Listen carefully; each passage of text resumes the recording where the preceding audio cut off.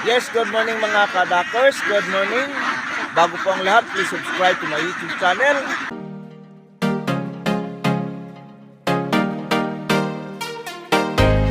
Dr. Petri, pakihit naman ang notification bell upang updated kayo sa mga video ko pang may upload. Mga kadakers, hininto ko ng paggamit ng ating water pump kasi yung area na nilalagyan natin ay nire-repeat na lang po natin yun. So hininto ko na dahil mahal ang gasolina. Sa 3 araw po natin na pag water pump mga kadakers ay katumbas po ng isang sakong pigs. So ang ginagawa natin, pinapakain na lang natin ng pigs, pagkatapos pinapa-dive na lang natin doon sa kanal mga kadakers para makapagtipid tayo dahil hanggang sa ngayon hindi pa po umuulan sa lugar na ito. So ang ginagawa natin sa ngayon, alalay lang muna bago tayo mag-uwi sa hapon. Pinapakain din natin ng butil ng mais.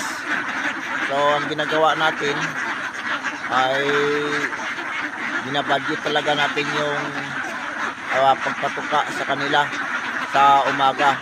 2 balde lang para pagdating sa area sila na magdagdag ng kuhol doon. So kapag busugin natin sila dito ay hindi po yan maghanap ng kanilang makakain. Standby lang yan. So ang ginagawa natin sa hapon na lang natin ginadamihan ng patuka dahil wala naman silang mapuntahan kapag sa tuwing gabi.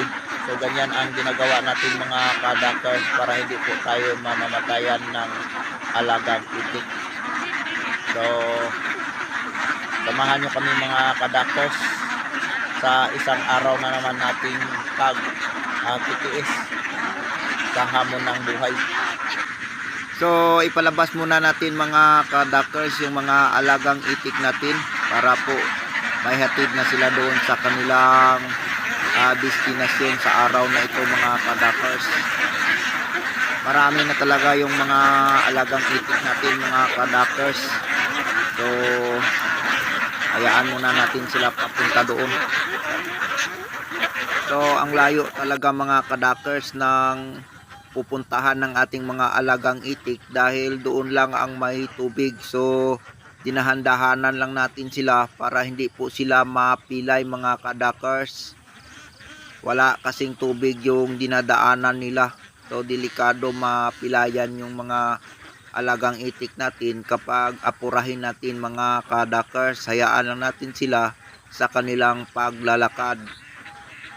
So kahit kami nga mga kadakers, yung pinaliligo namin dito ay social na minerals po yung nililigo namin kasi walang mapag-igiba ng tubig. Bale 3 galon po ang nililigo namin, 60 pesos po bawat paligo. So ganyan katindi ang init dito sa aming lugar na kinalalagyan ngayon mga kadakers.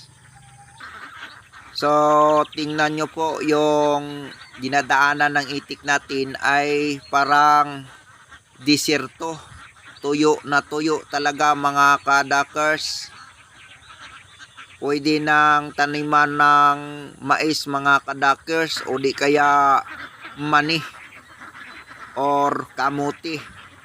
So ganyan katindi ang panahon ngayon dito sa amin sa Agusan. Walang ulan mga kadakers. So malapit na po tayo mga kadakers makarating sa kanilang pupuntahan. So hanggang dito lang muna mga kadakers. Thank you very much. Thank you for watching.